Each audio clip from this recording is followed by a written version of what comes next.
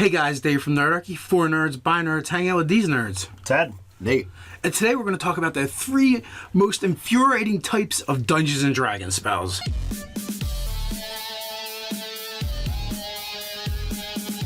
If you want to jump down the description below, you can sign up for Nerdarchy the newsletter. It's a great way to get weekly gaming tips, as well as learn how to game with Nerdarchy. We're discussing 5th edition D&D spells? Yes. Now, there's a handful of them that can really be irritating from different perspectives. As a DM, for me, I've found that any of the spells that kind of make their own little pocket dimension, be it Rope Trick or Liamon's Tiny Hut, they can really alter the state and the standard flow of a D&D game. Is a short rest 1 hour or 2? Can you do it in an hour? Yeah. So you could literally, in the middle of combat, Rope Trick and take a short rest. Yep. Be like, guys, I'll be right back. Now, as a DM, you could also have an army camped out when that spell ends, but... Right, but if you're not, if the encounter is such in a way that there really is no What place, happens if you Rope Trick inside of a Rope Trick? I don't think space works that You way. could be in a rope trick and maybe casts. Maybe you'd have to have 2 casters, right? Because the other one casts the rope trick, and then you climb up to that one, and then the other one can cast the rope trick and you climb up to that one. I see the problem being that it says it lasts an hour, right? And a short rest is an hour. Clock's ticking. I think they drop out while they're finally getting, I'm putting my boot on. Well, I got my right boot on. Put my left boot on. Bam, falling. Everybody, this is when it comes into play. If technically everybody holds their initiative, I'm waiting for this guy to do this. As soon as he casts a spell, everybody. So Nate, are you saying they're 6 seconds short? Yes.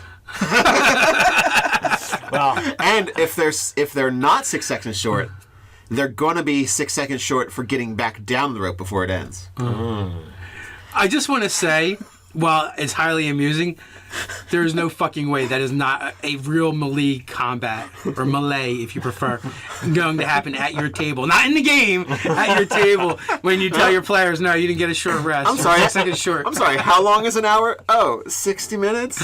Well, that was 59 minutes. Yes. And 54 seconds. Yes, which is 1 round short. so I mean, It's an hour. It's an let's hour, face it. so it's not 10 minutes. Or they didn't say well, let's give them 45 minutes to hang out. They made it an hour so that you had enough time to be away. I would argue that tend your wounds. I would argue that it takes a round to hit the ground. So technically, you're still in the short rest before you hit. Oh yeah, I'd give them that if they're Because I'm sure, falling would be kind of relaxing. If they're willing to it's take the landing that sucks. If they're willing to take the damage, I'm willing to give them the short rest. I think a lot of DMs are gonna lose the argument about it lasting an hour and the short rest is an hour. So boom, you got it. I don't know about losing the argument. I don't think it's worth the argument. But I'm gonna make a note for my social contract as the DM. So legitimately, if your wizard is a high enough level, they could scurry up the rope, and he would even be able to get the spell slot back that he used for Rope Trick. Yes. If he's a high enough level. So they're gonna be able to spend the hit dice, they're gonna be able to get spells back.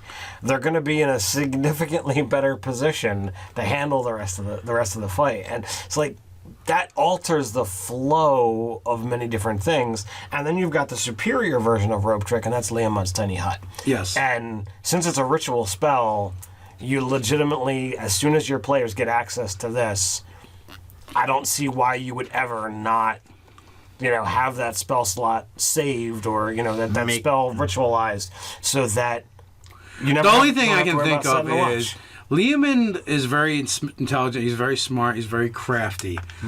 He's copyrighted and trademarked this, and it's very hard to obtain this spell. A license for it costs a tremendous amount of gold pieces because everybody would want it. So clearly, he's made it very difficult to get. Well, yeah, if you make a little different finger wiggle at the end and be like, "This is my now copyrighted spell."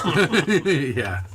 So those are the ones that they alter the flow of a typical D&D. So Mordecai Mansion's another one that would fall into that category. I don't know if that's a ritual spell or not, or I have not had to deal with that one. I believe that's a much. It's a higher level spell, but yeah, it's the same thing. It creates this safe place within the game for the players to always just be able to step out. Really sweet pad of a safe space.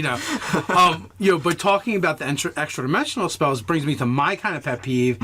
I I actually thought it was a typo in the game, and that's when one of our players got high enough to start casting Conjure Elemental, and the casting time is like a minute or 10 minutes, and the spell only lasts an hour. Now, traditionally, I felt like this is a spell that's been cast in combat. Now, guys, I didn't go back and look at 3rd edition and 2nd edition to read this spell. But the point is, like, obviously, any casting time beyond a round is useless in combat. Yeah, and which brings us back to unless you rope trick, you know, and you're like, combo. wait, guys, I'm gonna really kick your ass in a minute, literally. So Mordecai's Magnificent Mansion and Private Sanctum are not ritual spells. Okay. So they're the high level. Boom! I just one action. Mordecai's casting time is a minute for the Okay. mansion and 10 minutes for the Private Sanctum. Yeah, but the mansion, So they're a ritual without being a ritual. the mansion, you're also getting access to Hero's Feast or whatever that spell is. Right. Oh, it's as well. fantastic, yeah. So it's a twofer. Yeah. It's a good one. So so those are the spells that kind of pet peeve DMs because it kind of gives them like the safe space and takes away. But like I was saying, the conjuration spells are cast with a duration or casting time of a minute. And only a duration of an hour. Like at least if it was like concentration 8 hours, I would feel a little bit better. Yeah. Because you could have it follow you around through the dungeon or on your trek, or you could send it off to do a task for you. But let's face it, you conjure an earth elemental or an elemental for an hour. That's not even enough time to send it out for lunch. Let alone have it do something useful. I wonder how many times in the almost 3 years that 5th edition has been around that someone's said, okay, we're out, whether they're walking in the wilderness or out exploring a dungeon, and they cast the spell, and the DM goes, okay, an hour goes by, your spell's over. Now what are you guys doing? Yeah, exactly. Like I'm sure that comes up, or it's like, hey, we need to get this door. We need to open this door. Well, I'm not going first. You go first. I'm not going first. Well, let's summon Mikey the Earth Elemental. He'll go first. Hey, you're buying peace of mind with that spell in a minute. So You don't have to take the dart to the head that kills you. well, and so it really says something about you and how you feel about elementals, though. There's, They are Hey, my playthings. there's some They're already mad that you brought them here. So why not They're poke like them a out with wild dog dart? on a leash, so you might as well get. They're gonna. How much more worse could it get? They're just gonna get as mad as they get.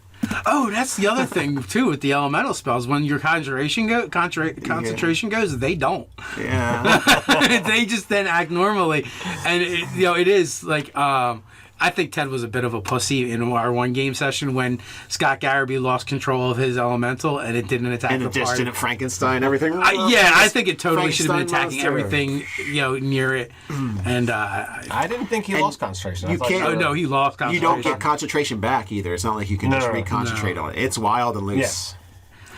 It's free. It's free. So if you would have just got it hit in the head with a dart, it probably would not be happy with you. That's true. Here, I wonder summoned how you long to- the elemental I summoned memory you is. merely to open this door for me. What? Yeah, and go make me coffee. You go. Find me some truffles. You know where those are. I am a fire elemental. What do I know about truffles? No, you gotta do the earth elemental to find it. Just like if you wanted to find diamonds in lava, you gotta go get the fire elemental. Go get them. Gotcha. I didn't know diamonds were in lava, but I don't know. I'm just thinking of uses for why you would wait a minute to cast a spell Yeah. that you would probably. Oh, this is awesome, guy. It's like a giant cannon of attack power, and yeah, it takes a minute. So I don't know. I like the idea of casting it and then being able to like go through a section of a dungeon or go through a house. They'll probably crush everything in the path. I mean, you can't summon a fire elemental and be like, "We're going to explore this and investigate this house." It burns down. oh, you could. Like, air elemental, help me find something in this library. Disaster. Yeah, paper cuts for everyone. Yeah, so they kind of get my goat a little bit of a pet peeve there. Those spells, it's like I want to know what you guys are using those spells for, because to me, like, they scream combat. The minute casting time just doesn't Stream's fit. not combat. Right. Stream's like, Yeah. I'm going to use this in a like battle royale, like I'm army gonna- versus army or something. yeah, or go find me a jelly donut. But no, you can't, because it's only an hour. And it's concentration as well. So every other concentration spell you would have cast. Nope. And if you cast them, you got to go. All right. I'll just let that spell go away and keep my earth elemental from killing me. Yeah. So, there's a whole lot of nope there. Yeah. What's your pet peeve? I'm big into spellcasting. I've been since 2nd edition. It's kind of like what got me the most excited. Not about D&D, just spellcasting. He's got sitting home with his witch's book and cauldron. I would say I like psionics too, but we're not talking about psionics. I don't have. We all know psionics. Yeah, I know. So I would say charm spells for this edition. I've never played the enchanter that takes over entire towns, but I wanted. I had a dream, and now it's Sadly, gone. not anymore. And now it's gone. Unless I want to work until 14th level, which I haven't seen yet in a character, unless it's Scott's game, and we start almost at 14th level. So We're getting close. because 14th is when you get to get rid of the crummy point about charm spells in which you cannot do it and have them. Did we even not know mention what about your it. pet peeve is yet? Like we were talking, but I don't know. I'm sorry, I'm ranting about. I'm so about it. So in this edition, charm spells, they know when you've charmed them, which is the exact. I mean, it makes it useless unless you want to get punched later. So it's essentially guy. I cast charm person. All right. Well, they failed their saving throw. So they're charmed. So they're charmed, and yay! Yay. After the spell's over, they know absolutely.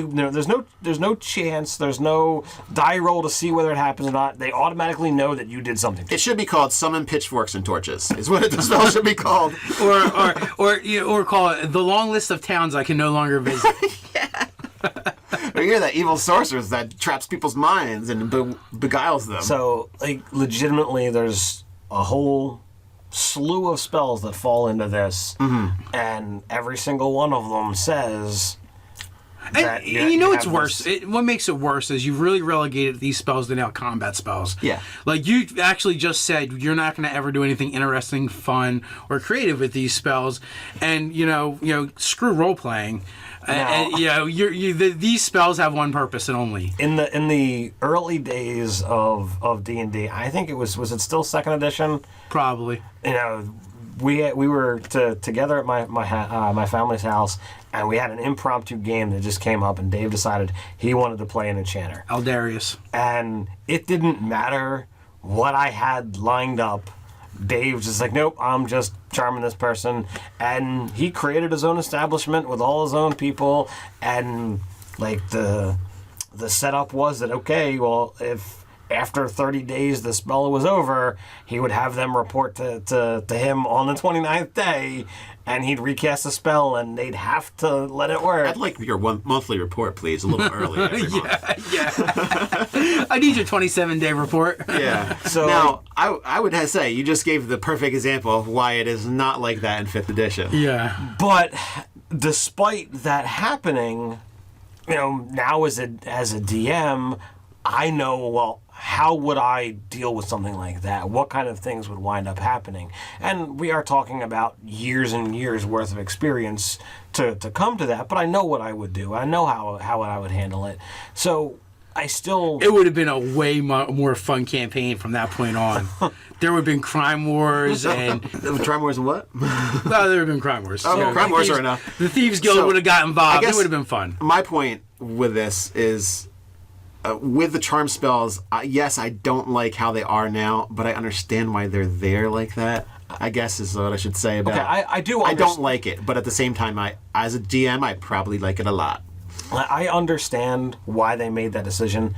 I just feel that should be a DM's choice, and for us, it absolutely has. We just say no. We're nixing. We're just not going to do that. We've got to vote. And here's the thing too. Like 5th edition, they put so much on the DM and so much DM fiat, and so in this area, they take like this really. They take cool... that control away. I think by excluding it, it requires DM choice to make it happen rather than arguing with the players about how charm doesn't work that way in this game. Yeah, well, I mean, yeah, but you have to make a house rule for it, and if you're a new DM, you're not even probably thinking like that. You're just going to read the rules. Well, then it's some enchanter doesn't take over your game basically. So I mean that's beneficial. You've made the whole enchanter thing useless. Yeah.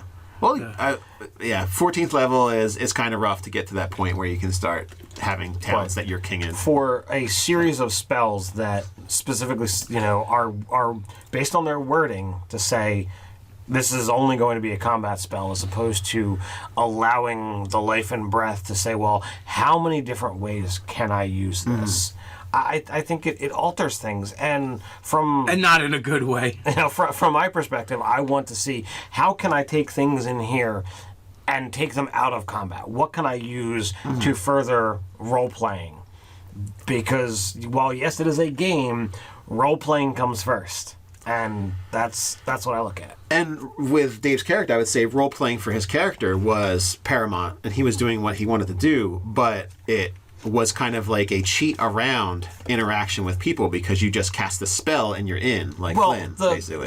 In that edition, So that's not really, he's role playing his character, but that's not, you're not extending role playing for the group by being like, oh, a person that we need to talk to comes in, I do this, we're done. Well, Encounter over.